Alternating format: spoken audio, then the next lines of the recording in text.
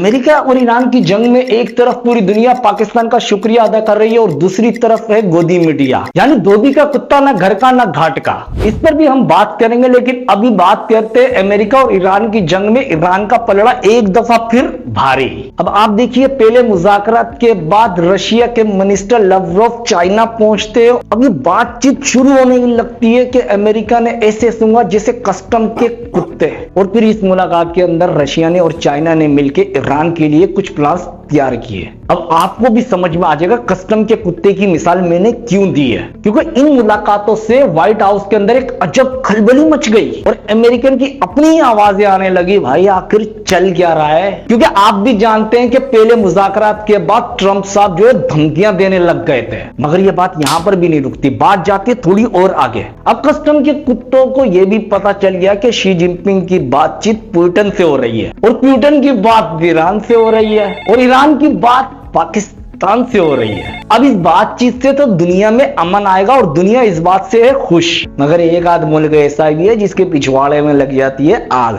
First of all, let's give a lot of credit to Pakistan for the good offices. Oh God, you know that blah blah blah blah blah blah blah blah blah। सहाफी तैयार रहे, 2 दिन में कुछ बड़ा होने वाला है। ये मैं नहीं कह रहा, ट्रंप कह रहे हैं। और साथ साथ में ट्रंप ने यह भी कह दिया कि मुज़ाकरात का अगला दौर इस्लामाबाद में होने वाला है। और साथ साथ में ट्रंप ने कहा कि फील्ड मार्शल आसिम मुनीर एक जबरदस्त आदमी है और शानदार तरीके से काम कर रहे हैं, इसलिए हम दोबारा पाकिस्तान आना चाहेंगे। अब इस बात से भी दुनिया खुश हो गई, मगर एक मुल्क ऐसा है जिसके कुछ लोगों के पिछवाड़े में लगने वाली है आग। रशिया इन्वॉल्व है, चाइना इन्वॉल्व है, सऊदी इन्वॉल्व है, पाकिस्तान तो सिर्फ एक जिसको कहा जाए बैंक्वेट दे रहा है। To be very honest, Pakistan का कोई रोल नहीं है। It's like a hotel which is giving a banquet. तो दोस्तों, पहला जंगबंदी मुज़ाकरात आपने देखा इस्लामाबाद में हुआ, पूरी दुनिया ने खुशी का इजहार किया और शुक्रिया पाकिस्तान भी का, और दुनिया कहने पे मजबूर हो गई कि पाकिस्तान ने अमन का वो चिराग रोशन किया जो इंसानियत के लिए जरूरी था। मगर यहाँ पर गोदी मीडिया ने जो हरकतें की, जो बकवास की, वो ऐसी ही थी कि किसी का मुंह लाल देखकर अपने मुंह पर थप्पड़ मारना। ऊपर से मैं कह रही हूँ जिब्राइल अलैहिस्सलाम भी आ जाएंगे ये कहने के लिए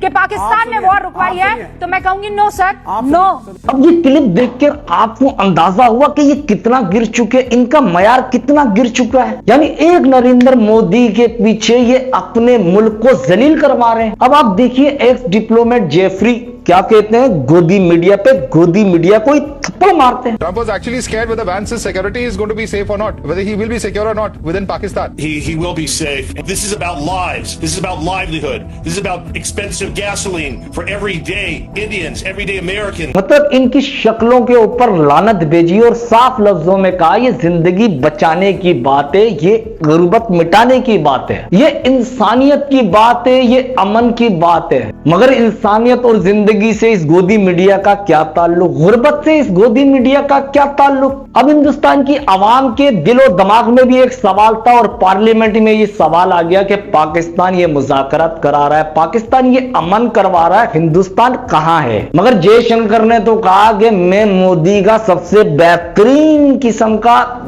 दलाल बनूंगा। ये नहीं बोल रहा था, मैं बेटा बनूंगा ये कह रहा था। अब इस उम्र में बेटा भी कैसे बोलता, मेरी अपनी जुबान भी काम नहीं कर रही। जयशंकर साफ लफ्जों में कहते कि ये अमन और मुज़ाकरात जो पाकिस्तान करवा रहा है, इसके जवाब में हिंदुस्तान दलाली नहीं कर सकता। यानी दुनिया बचाए जो, इंसानियत बचाए जो, उसे दलाल कह रहा है। अब शंकर जी के जवाब में हम क्या ही कहेंगे, अगर हम गूगल पे जाते हैं और टाइप करते हैं टॉप 10 सेक्स वर्कर कंट्री, अब आप इसमें सर्च कीजिए, जिस मुल्क को आप दलाल कह रहे हैं वो मुल्क कहां है। यानी अपने ही मुल्क को आपने जलील करवा दिया। दुनिया ने ये सर्च करके भी देख लिया और पता भी लग गया कि आपका अपना मुल्क कहां खड़ा है। अब आप आसमान पर देख के थूकिए, जयशंकर की बात वैसी है कि अपने ही मुंह पे थूक आएगा। यानी आप 1 से 2 महीने पीछे जाइए और देखिए कि ईरानी जहाज आयरिस डेना हिंदुस्तान में मेहमान बन के आता है और हिंदुस्तान उसको टाटा बाय बाय कहता है। उसके बाद अमेरिका को उसकी मुखबरी करता है और अमेरिका उस जहाज को तबाह कर देता है और श्रीलंका उसको रेस्क्यू करता है।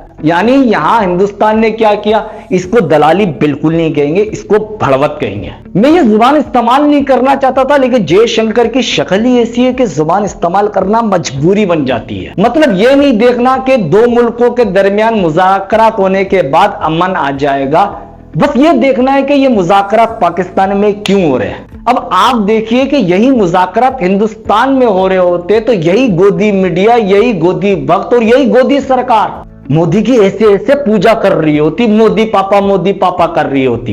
यानी मोदी को चूमना तो दूर की बात, मोदी को चाट के खत्म कर देती। और बड़े बड़े बैनर लगाए हुए होते कि हमारे मोदी ने इतना बड़ा काम किया।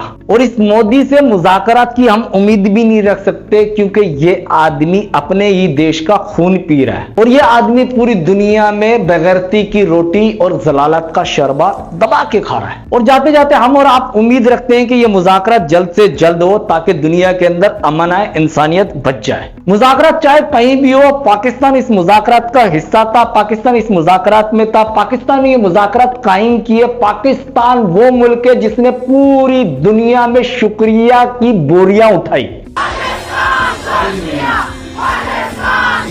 और यही मोदी है जिसने पूरी दुनिया से बेगैरती की बोरियां उठाई। तो हम इस अमन के साथ फिर मिलेंगे और हम उम्मीद करते हैं कि अगली वीडियो में अमन कायम हो जाए। तो आप सब पर सलामती हो। पाकिस्तान जिंदाबाद।